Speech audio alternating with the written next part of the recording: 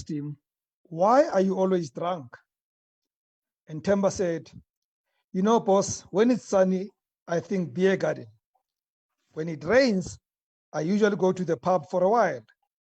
When it's snowing, I sit in front of the TV with a case of beers. I'm starting to think the problem has to do with the weather." Good evening and welcome to Talk with Rams Live. We are on Facebook, Instagram, and YouTube. On all platforms, we are Talk with Rams. Please follow, like, and subscribe to our pages. And thank you so much for choosing us. It is Thursday, and you know what we do on Thursdays. And last night, I promised you a heavyweight for our game changer feature. Well, I lied. Our guest tonight is a super heavyweight. Many of us have a view about transformation and about supporting small business. Very few of us are genuine about it. And even fewer are willing to put their money where their mouths are. But there are exceptions. Men and women who walk and talk or walk the talk, and their work is there for everybody to see. My guest is one of those. Khandani Msibi is Group CEO of Numsa Investment Company. He joined the company in 2008 when the group was actually facing liquidation in the Cape High Court. He was instrumental in rescuing the Numsa Investment Company from liquidation, its turnaround, and huge growth. And trust me, I mean huge growth. He started his career in the steel industry and progressed to the FMC industry, where his managerial career flourished in companies like Bristol Myers, Squibb, Promo Foods, and ABI. Now I can read a million things about this career. He's been amazing. But as Group CEO, he's chairman of all subsidiaries of the group, including Dove's Group, 360 Life, 360 Health, and Numsa Financial Services, amongst others. Before I welcome him, I need to say this. We were connected with Khandani Msibi at about 7:20. He was at home, but he lost his electricity and the data connection was poor. He made a commitment to leave home to drive back to the office so that the show must go on. And that is what I call commitment. Comrade Khandani, good evening. Good evening to you, Rams, and good evening to the, what do you call people on a platform like Zoom? Is it listeners, participants? We call them followers. Followers, okay. Good evening to the followers. Thank you so much. It's been a while since I last saw you. Indeed, it's been hectic. I think we're all struggling under the COVID attacks, trying to survive, trying to keep businesses afloat, lives afloat, and learning a new way of engagement, which is through platforms like Zoom and other online platforms. Do you still exercise like crazy? You know, I went to visit this man at home one morning, and this guy was working out the whole morning as we were talking. No, I still exercise. I try to make sure that I exercise. I train at least 4 times a week. But more important is what you eat. I've stopped eating meat at some point, but now I only eat meat over the weekends. During the week, no meat at all. Thank you for letting me know. I'll only visit over weekends. You're welcome. You're welcome. I'm not about to stop eating meat yet, but I eat white meat mostly. You know, red meat comes in once in a while. Yeah. There are people like you who are cheats in life, who have a very good metabolism, and I've learned to keep to my lane. You know, there are those of us who have very poor metabolism, and we have to live to the poor metabolism and not try to compete with people that have a metabolism that remain young. Okay, so you know, when I invite somebody to this feature, it's more about them than about the business. It's about celebrating the person and the work that they do. And truly, I called you tonight to say, I want people to know the kind of work that you do, how much you have fought for transformation, how you rub people the wrong way because you are a true soldier of transformation. but how you put your money behind small business. And I've seen your work and I've seen the things that you do. But let's start first with the Numsa Investment Company. Many people do not know that, one of the stories I like telling is that these are the guys who acquired doves. Our fathers and mothers gave their money to doves for many years until this company came and said, if the black money is going to be in this business, we may as well take it over. What motivated that? Well, doves was bought by my predecessors. Yes. As a company that had an insurance company. And also it was through that transaction that things started going south, in that the business was overgeared to a point that it could not service its debt. And then one of the creditors took it to for liquidation. In fact, we have a very interesting story to tell with doves when we came in, because it was almost the only asset in the group when we went in. And our views was, we looked at it in terms of saying, what can you do with this asset? As you know, that the doves is historically, and maybe to a large extent, a white undertaker. And our fear was that one day clients would be aware that the doves is run is owned by Numsa, and there may be an unhappiness with it. And we thought we should diversify it into the black community. We were quite successful in the KZN, but the rest of the country we're not as successful. And part of what was the problem there was a culture that for white funerals, if you're dead, they mourn. For black funerals, there's this thing which they say is a celebration of life. So it's kind of a party like a funeral. And we thought it was very hard to change the culture. And we wanted to buy one of these flashy black funeral undertakers, so that we can infuse the culture, so that doves people can understand the funeral culture. I remember Aubrey Mkhabela of 21st Century. We were talking about buying his business and integrating with doves so they can teach us how to do things. And Aubrey said something there that made me realize that this is not an industry I'm cut out for. He said to me, let me tell you how we do a funeral at 21st Century. He said, we do a funeral so well that the family looks forward to the next one. Right? And for me, that was like, hey, Aubrey, let's conclude. So we then took a view that we don't want to be a funeral undertaker. We don't want to bury people. It's the last thing you want to do. Because Rams, if I bury you, that's the last time I've made money from you, right?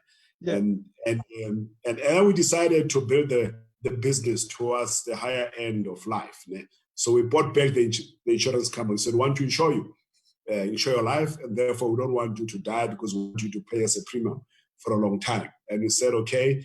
The next stage was to buy a medical aid administrator and said, no, we insure you. You must medical aid, so that if you are sick, you don't get to die, but rather you have a medical aid that will take care of you. From the medical aid, we should interrupt the cost of having a medical aid to make it affordable. We looked at, there's three costs for your medical aid is consumed by three costs in the main. That's a specialist, that hospitalization, and pharmaceuticals. And specialists, there's nothing you can do. They are the gods. Your specialist, that's why they don't even take medical aid. You must pay cash. And there's nothing you can do because they are the gods of the industry. We tried hospital groups to try to build a hospital group. We failed. We were not successful because you need to raise a lot of money. And we didn't spend enough time with the trustees of retirement funds because we're too busy building a group. So we're not successful there. And we're introduced into a biotech by a gentleman called Martin Magwaza, runs a company called Toma. he joined us and became our chief scientist, right? So with him, we created 4 businesses: 360 biopharma, 360 biomedicine, 360 nuclear medicine, and 360 medical equipment. The first 2 are operational. It's amazing that look, there's a product we are launching now, which is Salome, which is a women's reproductive health product. Happy Women's Day to women that are Happy Women's Month to women that are online here. Rams, we at some stage we'll teach men about how women experience their menstrual cycles. Not all women experience it the same. Some have pains and cramps, others have high flows, and others suffer from PCOS. And then there's a PMS, then there's those women that are now in the menopause. For all of those categories of women's health, hormonal problems, we have products. We responded to that, and we're launching this month. But we've also been communicating our COVID solutions that we bring to the country. We bring in Remdesivir, we bring in Avifava, which are products that are made towards the treatment of COVID. Because so far, there's interventions like washing of your hands, social distancing, wearing a mask. That's all well and good. But, you know, we were fortunate as a country in that we were at the tail end of COVID crisis, when the world has gone through a lot of problems and solutions have been tested, solutions have been sought and tested. And now we're at a point where this is a virus. It has to be treated. It's a biological entity that requires a biological response. And we are in the middle of that. So we're becoming a biotech business big time and globally. That's amazing. I mean, you know, on the medical aid side, I don't expect it to be easy for you, because the big players there would not be happy about 360 being in the game, making it affordable and disrupting their business. We are in a very interesting space in that we're the only Black administrator in a medical scheme. As you may have picked up in the media, the CISWE, which is a scheme that we administer, has been trying to merge with HOSMET. And that merger made CISWE to become the 8th biggest scheme. There's over 78 medical schemes. We would have been in the top 8 of the medical schemes in the country, which is quite significant. And the registrar has intervened. There's a legal process. And CISWE, there's a media program that they are running to put their case to the public, to say this registrar is not acting in terms of Medical Schemes Act. He is actually abusing power, and the kind of thing that you don't expect from Black government, because the the council medical scheme is a state entity, but it's a state entity that has a history, right, of not building Black business. If anything, they disrupt us. In fact, I've had a engagement with I think the chairman of the council for medical scheme that passed away recently was very supportive of us, and we can point the hostility of CMS to when he actually passed away, that the things started going south. But you know, the courts in this country, when it comes to commercial matters, right, are very, very strict, and we don't think the registrar has a leg to stand on. I mean, we looked at the case.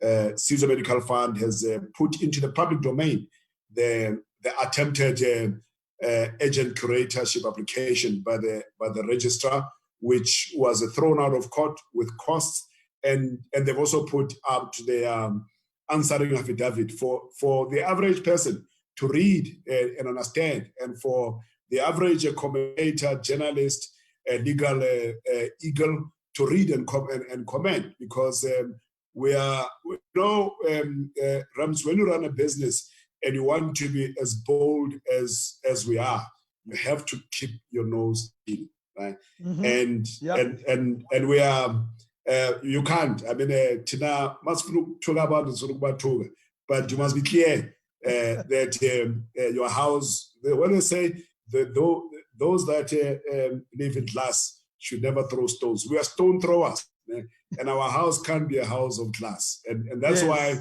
we are out there in the public saying, if CMS thinks they have a case, let them tell the public. And they started the public spat, and we're onto it. They must come out so that the public can judge, So I you said to me something today that when I controversy, you like it, you don't mind it. I don't really want us to get there. I know you too well. Do you think, though, the transformation program is making any progress insofar as it's run by government? Yeah, Rams, interestingly, I was making a comment to someone about the transformation. If you think about our struggle, the vocabulary that we used, there is a certain words that have been brought into our struggle that never existed before. Words like transformation. We never wanted transformation. We wanted black power. Words like being empowered by white business. It's never our strategy to seek to be empowered by white business. Being included in the economy, this inclusive economy. It was never in our language. It's never what we aspired to. I'll tell you what we aspired to. If you remember how the taxi industry took the market away, just emerged and took the market away from the bus industry, right? Because the bus industry was bad. Our forebearers did not go to the bus industry and say, give us a route or give us a few buses or, make us your shareholders. They went out and they grabbed a significant share of the market through innovation, through putting their own money, through hard work, through organizing themselves. And the second thing that we did was that we didn't go to the likes of Pick and Pay, OK Bazaars in those days, Checkers, and make the same supplication of a BEE. Our people went out and established hubs and took out a significant part of the retail industry, and the black rand stayed at home. What happened? Why have we become beggars? Why have we become complainers? Why have we put ourselves at a point where we are juniorized and we're not equal partners? The taxi industry gave the bus industry a run for its money. The funeral industry as well, Bontate Konyana, have been there since the 60s. Owning an industry. So our thing is not being impelesi in other people's businesses. Right? Now, and what we don't do is to think about the other side. We are saying through our transformation processes, we're saying to white people, white men, shoot yourself in the foot. So that other people can come in and eat your lunch, right? And why should they allow that? Why should they hand themselves over like that? So And now the government, and the silly thing about this thing is that white business, which is supposed to empower us, as government legislation says, relies on government for tenders, for regulations that favors it. Why can't government itself empower us? Why do they create legislation that make us juniors in all industries, in all sectors? Right? And if you look at how we've gone about in our group, that we are not anybody's BE partner. We're an equal player and a competitor with all white businesses. We run one of the biggest funeral undertaker. We run a life insurance company. We run a medical aid administration. We run a retirement fund. We are in a biotech. We are in asset management, small relative to what we are doing in other areas. But where we are participating, we are an equal competitor. Now, let me tell you how we have been received by all of these industries. If white business is going to empower black business, how come we haven't experienced that? How come in all of these sectors that you are in, that white business has not come to us and say, oh, nice, at least you're doing something yourself. This is how we're going to add to what you are doing. Instead, they come against us. They've come against us to try take what it is that you are doing. We don't have, in insurance, in medical aid administration, like I've just told you now, in retirement fund, it's dog. Yeah. So this whole thing of black people being empowered and being included, we can tell you now, it doesn't exist. It's illogical. Yeah. And every year, the BE commissioner is going to tell us the bad news about this thing, that it's not happening. It's not going to happen. You're going to go for the next 100 years trying to beg. Yeah? The only thing that is going to result in transformation here is if black people stop being juniors. Right? There's a lot of, you look at how the economy of this country is structured. Yeah? This economy depends on black people. Mining has declined. I can't remember if it is about 8% of GDP. Right?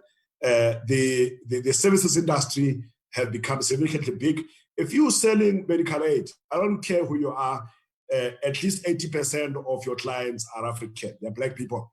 If you're in insurance, the same thing. If you're a retirement fund, the same thing. Now, who is advising these white companies how to advertise using township lingo? Because they've never lived in township.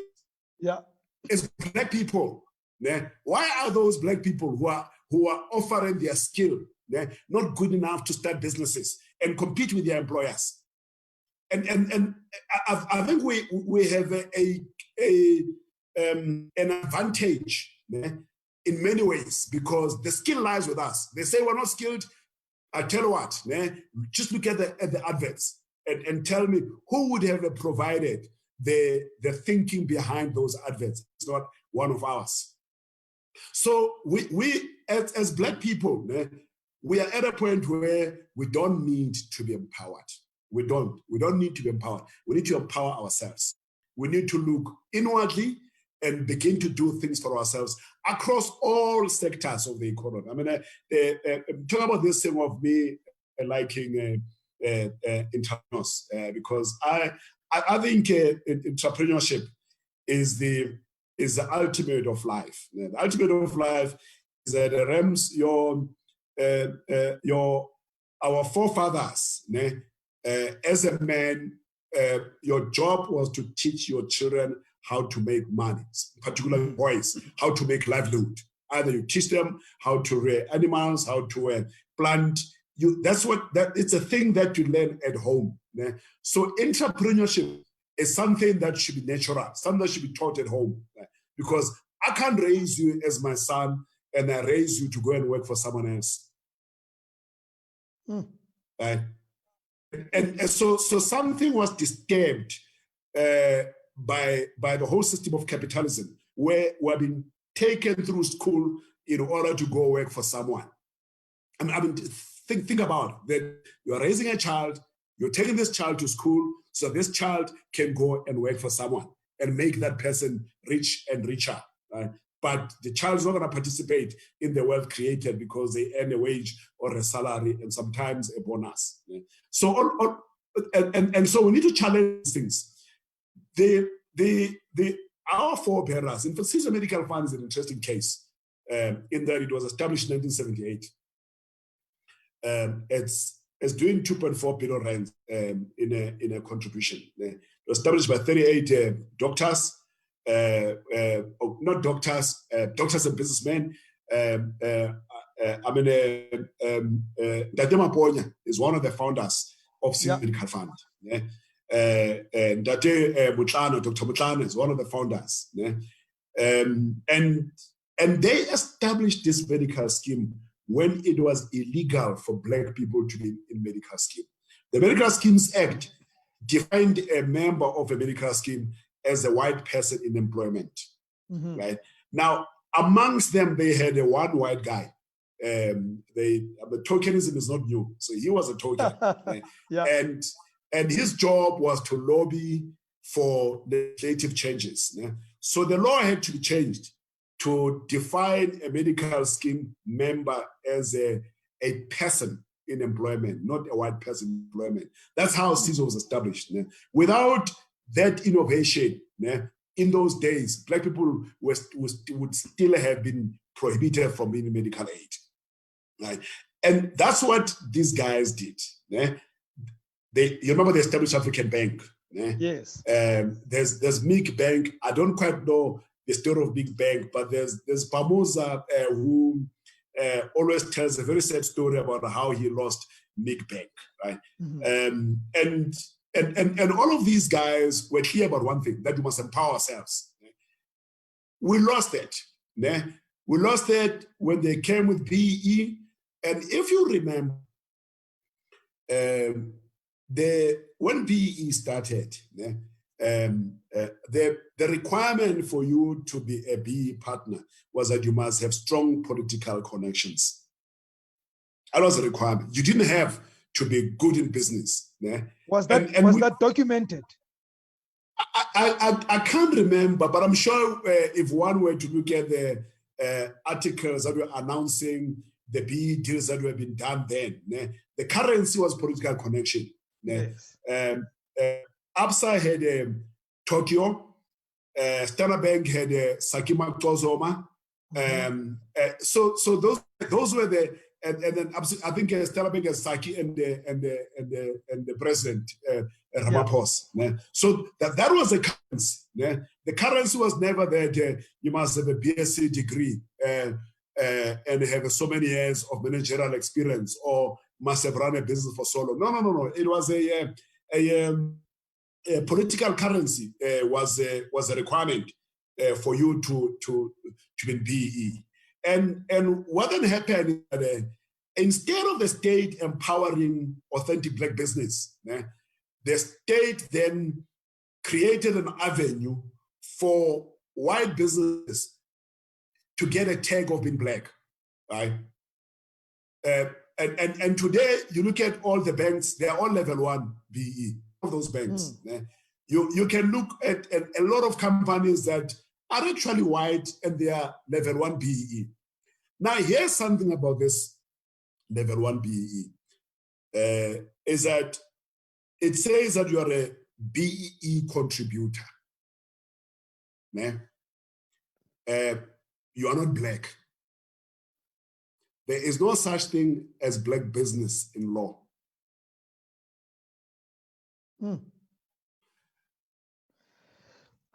Before apartheid, you're not allowed to have a Black business. All sorts of tricks were used. The new dispensation, if you had business, that business is not recognized if it's not a BEE contributor. And it is recognized with other historically white businesses that are playing the scorecard. Because you can play a scorecard to appear as Black and say you are transformed. So we need to build Black business, authentic Black businesses. Yeah? When when democracy happened and the continent opened up, we did not participate in the continental expansion as Black business, because we do not exist in sizes that could actually enable us to go and participate. It's historically white businesses that actually benefited from this opening up of the borders.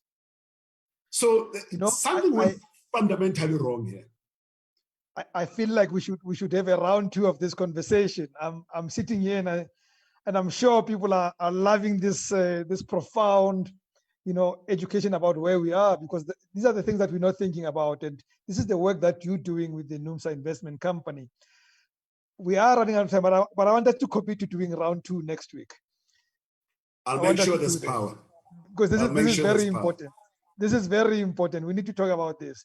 So let's conclude quickly about something that has been happening, that I've been watching, that has just left me more in love with you than I was before. Thank you. You and DJs who are doing something amazing. Yes. Please talk to us about that campaign briefly. Yes, Rams, Spook came to see me about a whole lot of things, interview about what's happening, COVID and so forth. And they raised the question of entrepreneurship, right?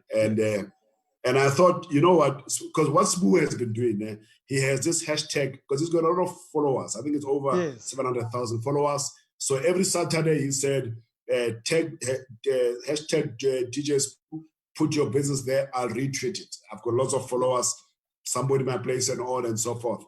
And I watch this. Every Saturday I watch it. And I've picked up, I've used some of the people that I've met at the DJ's booth for my home services and also at work, where we try to pick up where we have people that actually impress us. Right? Yeah. And we're talking about COVID and the impact of COVID on business, especially that hard lockdown that we had, that it seriously affected SMMEs. And we came up with a concept where we say, no, let's run a program, 400,000 rands. I had to call my team immediately to say, can I commit 400,000 rands on this program? That every Saturday, we pick up an SMME, and then the smooth followers pick up an SMME, and then we go and audit and see if they exist. And we send people to check if they exist, take photos, videos, and then we give them each 20,000 rands. Wow. Now, 20,000 rands for a lot of these businesses, it's like if I were to give you Rams 1 million rands, that's the comparison. That's how significant it is.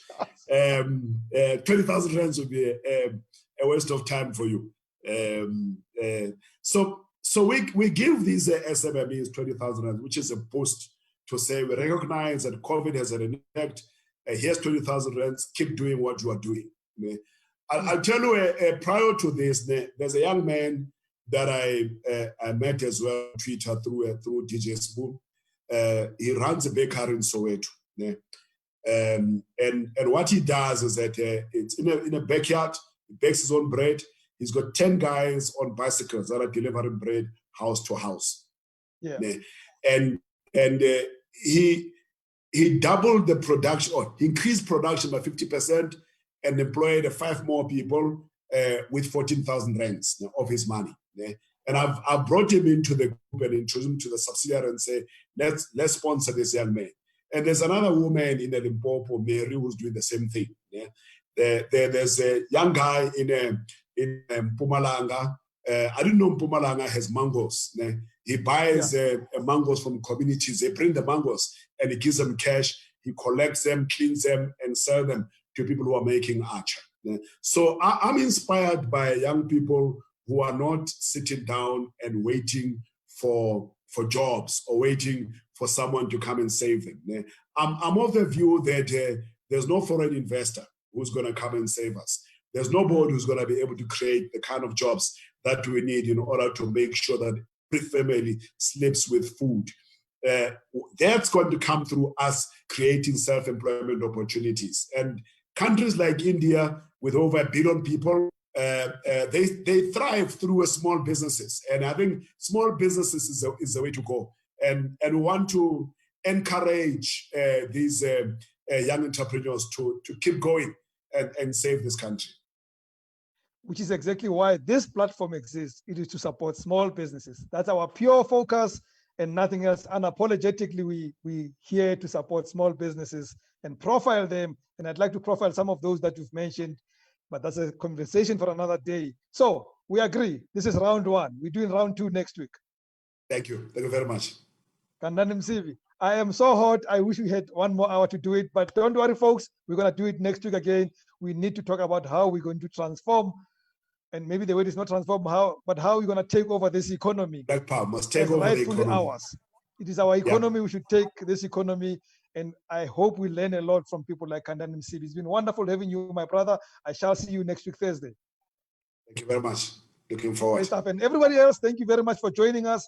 There are questions. Don't worry, he's back next week. We'll ask him those questions, engage him a bit more. But on Monday, we shall meet you with Dr. T on Motivation Monday, right here at 7:30 p.m. as usual. Frederick, you almost messed me up today, but I'm glad you made it. The show went on. You must also have a great weekend. From me, Rams Mabote, good night and God bless.